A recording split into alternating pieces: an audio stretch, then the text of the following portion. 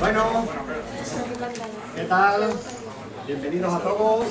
Estamos aquí en esta jornada ya de cierre de esta estancia que habéis tenido en esta experiencia. Yo creo que es bastante agradable para vosotros, interesante. Y la jornada de hoy lo que teníamos es la presentación de los 4 trabajos donde vais a exponer pues, qué es lo que habéis realizado durante esta semana. El orden que tenemos es, en primer lugar, la electricidad de Coulomb a nuestro enchufe, en segundo lugar, genética del laboratorio de nuestra sociedad, en tercer lugar, criptografía, números vivos, y en cuarto lugar, computación inteligente con organismos vivos. Como sabéis, tenéis 20 minutos por exposición y después, bueno, los que estamos aquí en la mesa, pues haremos una ronda de preguntas. A ver qué tal lo habéis asimilado, ¿vale? Podéis empezar cuando queráis. Buenas, pues yo soy Javier, vengo de Murcia. Yo soy Daniel, vengo de Málaga. Yo soy Claudia, vengo de Huelva. Yo soy Carmen y vengo de Cádiz. Yo soy Carmen y vengo de Vigo. Y yo soy Elena y vengo de Logroño. Yo soy Paco Villegas, vengo de Almería y bueno, somos el grupo de electricidad de Coulomb a nuestro enchufe. El objetivo de esta presentación pues va a ser presentaros lo que hemos aprendido a lo largo de la semana para que veáis pues en qué hemos aprovechado el tiempo. Hablamos de motores, de generadores, electromagnetismo, bueno y muchas otras cosas. Bueno, empezamos con un poco de historia. Empezamos con un poco de historia, pues bueno, antes de Faraday, ahora se explicará quién era Faraday, pues la electricidad se producía por rozamiento. Se rozaban pues dos materiales, bueno, pues se rozan dos materiales y entonces uno se carga de forma positiva y otro se carga negativa. El metal se carga negativo y el otro positivo. Entonces así es como se pasan las cargas, se produce electricidad estática. Bueno, aquí se ve. Se queda un poquillo pillado por la conexión. Bueno, no pasa nada. Sigue hablando. El rozamiento. Entonces, los principales inconvenientes de esta electricidad es que era poco fiable, puesto que, como visteis cuando estuvimos en el Centro Nacional de Aceleradores de Partículas, estuvimos viendo un generador de Van der Graaf y visteis que intentamos hacer un experimento para que saliesen unas flaneras volando y no funcionaba. Por ejemplo, ahí es poco fiable. Por ejemplo, depende de la humedad, a veces falla. También pues el desgaste de los materiales, claro, el rozamiento hace que se vaya desgastando el material y poco a poco pues, el generador va produciendo cada vez menos. Y además no existe un movimiento continuo de electricidad, sino que, o sea, de energía, sino que es como es estática, pues eso, son momentáneas y ya está. Y entonces pues no es demasiado útil.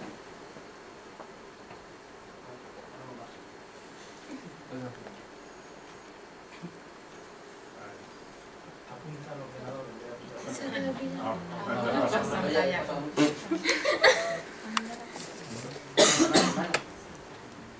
Bueno, este es el generador de Van der Graaf que vosotros visteis, pues al mover la manivela se mueve esta cinta que roza, pues aquí roza con una especie de peines de metal y entonces se carga. La cinta se carga y lleva la carga hacia arriba y va cargando toda la semiesfera que hay ahí arriba. Entonces esa semiesfera se carga negativamente y luego tenemos aquí, esto es la toma de tierra, pues para, si tocan los dos se descarga por total. Y esto es por rozamiento.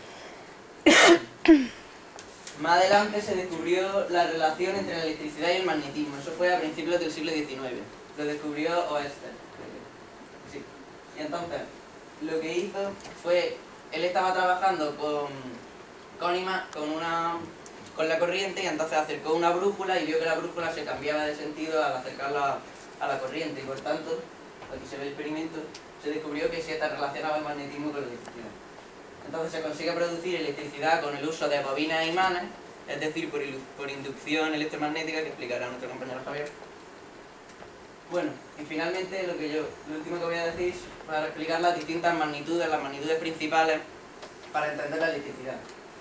Pues son 3. Entonces tenemos, esto es un símil de un caudal de agua, aquí hay 2 tanques de agua que están en altura y entonces tiene que caer el agua por la máquina y llegar hasta esa turbina. Entonces, tenemos energía potencial, que es la diferencia de altura desde donde está el agua al principio hasta donde quiere llegar. Y eso sería como el voltaje o el potencial eléctrico o tensión que se mide en voltios. Después tenemos la intensidad de corriente, que se mide en amperios, que eso es igual al caudal, la cantidad de agua que pasa por cada unidad de tiempo dentro de la manguera. Finalmente tenemos la potencia, que sería pues la velocidad a la que se mueve esta turbina, y una combinación de la altura, o sea, del voltaje, y de la corriente o del caudal. Entonces multiplican los dos y se mide en vatios. Y sí.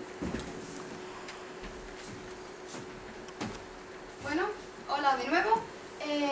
Y voy a explicaros un poco los conceptos básicos para entender la electricidad, lo que vamos aquí a explicar entre todos. Como podéis ver aquí, hay una pregunta: ¿qué hacen las cargas eléctricas? Y tenemos las cargas eléctricas positivas y negativas.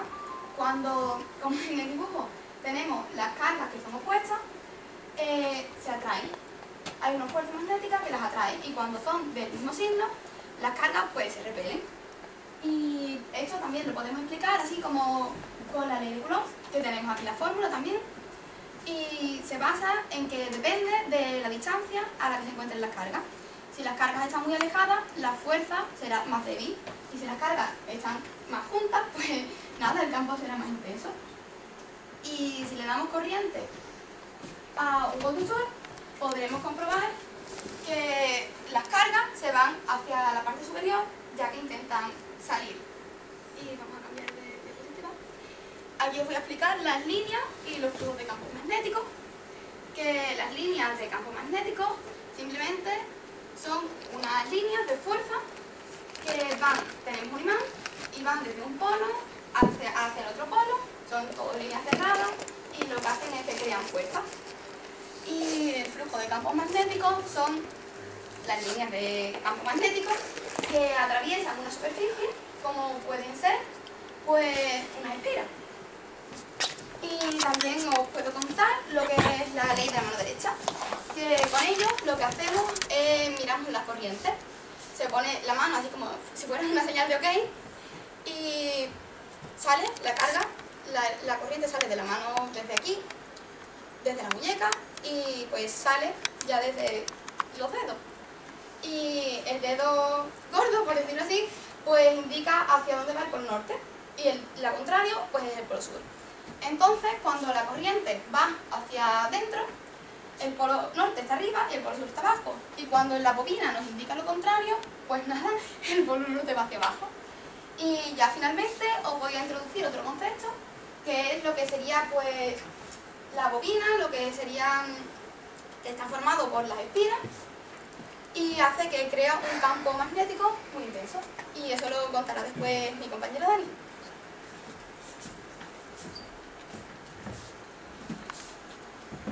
Bueno, pues yo vengo a hablar un poco de la inducción electromagnética, que es un fenómeno que descubrió Faraday y que se produce cuando se varía constantemente el flujo magnético por el interior de las espiras de una bobina. O sea, es decir, cuando se varía el número de líneas de campo magnético por el interior. Y esto hace que se genere una corriente. Ahora voy a hacer un experimento para que veáis. Esto es un galvanómetro que mide pequeñas intensidades de corriente eléctrica, una bobina y un imán, su polo norte y el polo sur. Como podéis ver, al meter el polo norte, aquí se genera un campo opuesto. Por ejemplo, aquí está, si este es el polo norte, aquí se genera un polo norte que hace que intenta repeler el imán. Y se genera una de estas negativas. Y al sacarlo, se invierte y se pone aquí un polo sur que intenta atraer al imán. Y esa es la ley de Lenz, que, bueno, que intenta oponerse a la causa que produce la electricidad. Y bueno, eso es todo.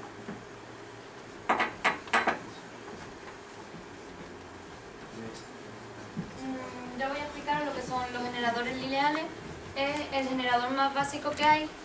En la primera fotografía podemos ver, está formado por un muelle del que cuelga un imán que va a introducirse dentro de una bobina, y la bobina está conectada con un osciloscopio. El imán, nosotros impulsaremos el imán y este pues va a introducirse en la bobina y como él ha explicado se van a producir las cargas. El norte va primero a repelerse y después cuando intente salir el sur lo va a intentar atraer. El osciloscopio lo que nos va a señalar va a ser la corriente inducida según el tiempo. Y después el generador rotatorio, en este generador lo que nosotros hacemos es girar una manivela.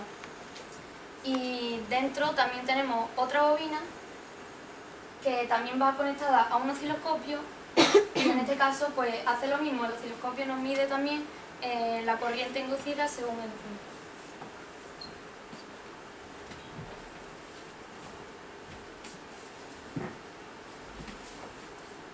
Yo voy a hablar de un motor eléctrico lineal, que en este caso es parecido a lo que ha explicado mi compañera, pero en vez de ser nosotros los que producimos la energía mecánica, nosotros producimos energía eléctrica que la transformamos en energía mecánica. Y producimos a través del generador que lo transmite hasta la bobina, y en la bobina lo que ocurre es que se genera un campo eléctrico que en este caso tiene el polo norte hacia arriba y repele al imán que se mueve, se desplaza hacia arriba. Y como es corriente alterna lo que le transmitimos, pues va cambiando el campo magnético que produce, entonces va repeliendo y atrayendo al imán poco a poco. Y este es el motor eléctrico rotatorio, que es parecido también, le transmitimos corriente eléctrica a través de un generador, y lo que sucede es que tiene unas bobinas que al inducirle corriente continua van dando vueltas todo el rato, va cambiando la polaridad respecto de las delgas, que es donde lo que se mueve, lo que sería el motor que va moviendo. Entonces el motor es atraído al generarse un campo magnético dentro del motor, es atraído por el polo norte y va a colocarse en la posición estable, pero se cambia la polaridad y entonces vuelve a ser atraído y así está todo el rato dando vueltas sin parar.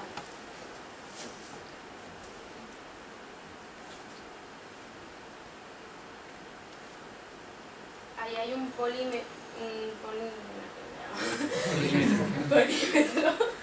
que lo que está midiendo ahora es la intensidad. Entonces se ve que según aumenta o disminuye la intensidad, al aumentar la intensidad el motor aumenta las revoluciones por minuto, y al disminuir pues disminuye y finalmente pues se para.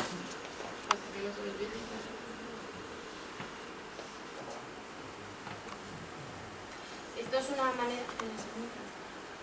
una manera de medir la velocidad con la que gira el motor, que es una luz estroboscópica que lo que hace es parpadear y tienes una ruletica con la que vas controlando la velocidad de parpadeo de la luz.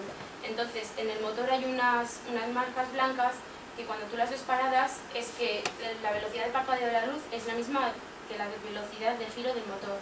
Entonces si las ves paradas significa que es la misma velocidad, y como te lo va indicando el aparato de la luz, pues ya sabes la velocidad a la que se mide.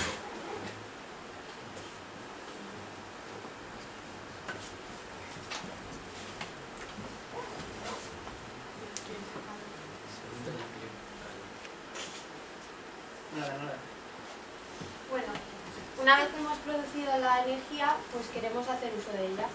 Para esto tenemos que transportarla hasta los lugares de consumo. Como no podemos ni almacenar suficiente energía para suministrar una gran ciudad, ni tampoco generarla en todos los puntos de consumo, pues tenemos que elaborar una serie de redes que distribuyen la energía. Como por ejemplo, para una ciudad, los cuadrados blancos y negros pues muestran sitios donde se genera electricidad, y luego las líneas verdes, pues el cableado eléctrico. En el laboratorio hemos simulado una red eléctrica. Hemos cogido una bobina que servía de generador, unos cables que transmitían la corriente hasta otro generador, hasta el activador, Y esto provocaba, que gracias al generador, el lanzador se movió así. Y aquí era posible porque el cableado era muy corto, pero los conductores oponen fuerzas de resistencia.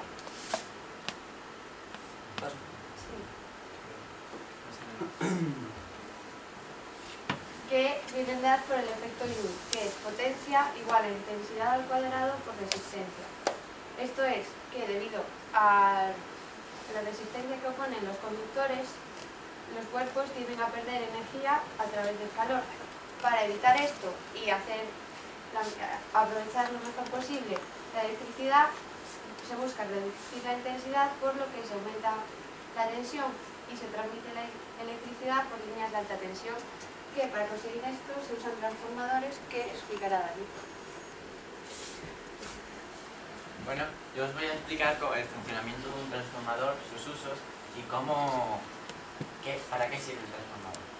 El transformador es un aparato que tiene como función alterar o cambiar el voltaje o intensidad de una corriente eléctrica. ¿Cómo hace esto? El transformador está compuesto por un núcleo ferromagnético en el que se enrollan dos bobinas, una primaria y una secundaria, pero que son reversibles. Esto quiere decir que la electricidad por la que entre va a ser la primaria y va a alterarse para llegar a la segunda que va a ser secundaria, pero eso no quiere decir que una vaya a ser siempre la primaria y otra secundaria. ¿Cómo consigue traspasar dicha electricidad? Estos cables están aislados por un barniz, por lo que no pasan directamente al núcleo ferromagnético, sino que generan un flujo magnético que circula por dentro de dicho núcleo. Pero no está 100% aislado, y en estos casos siempre se pierde un 2 o 3%, que es el llamado flujo de dispersión, que se va a perder en forma de calor. La diferencia de vueltas de dichas bobinas lo que va a hacer es alterar el voltaje, y con dicho la potencia siempre va a ser igual, por lo tanto al aumentarse el voltaje va a disminuir la intensidad. Ahora vamos a ver distintos tipos de transformadores. Esto sería un transformador que se usan en las redes eléctricas, que puede funcionar como un transformador de aislamiento, que lo que consiste es que en el momento en que te hace una carga muy fuerte, este va a funcionar como un fusible. Entonces va a parar y no va a permitir pasar más electricidad de la que podría soportar. Y esto va a evitar una sobrecarga en la ciudad o objeto que vayamos a usar. Aquí tenemos diversos solenoides, que son también llamados bobinas coaxiales, que funcionan igual que el transformador que hemos visto antes. Al introducir uno dentro de otro, el campo magnético que se va a generar va a circular por el interior y va a generar una corriente eléctrica, un flujo magnético que va a cambiar la intensidad y el voltaje en otra corriente eléctrica. Ahora, aquí vamos a poder apreciar una gráfica en la que se interacciona el voltaje en la bobina secundaria respecto a su número de espiras. Hemos introducido por una bobina primaria de 70 vueltas 40 voltios, y esto va a ir alterando en una recta dicho voltaje. Ahora en esta gráfica vemos una parábola, que es otra relación entre la intensidad del secundario y el número de espiras. De nuevo hemos usado las 70 vueltas, los 4 voltios, y la intensidad ha ido variando desde los casi 2 voltios, desde los 2 amperios hasta casi, eso sería como una asíntota al final. Bueno, pues queremos agradecer a toda esta gente que nos ha ayudado y con la que hemos colaborado, nuestros profesores y nuestro monitor. Y bueno, pues todos somos todos. Y gracias por su atención.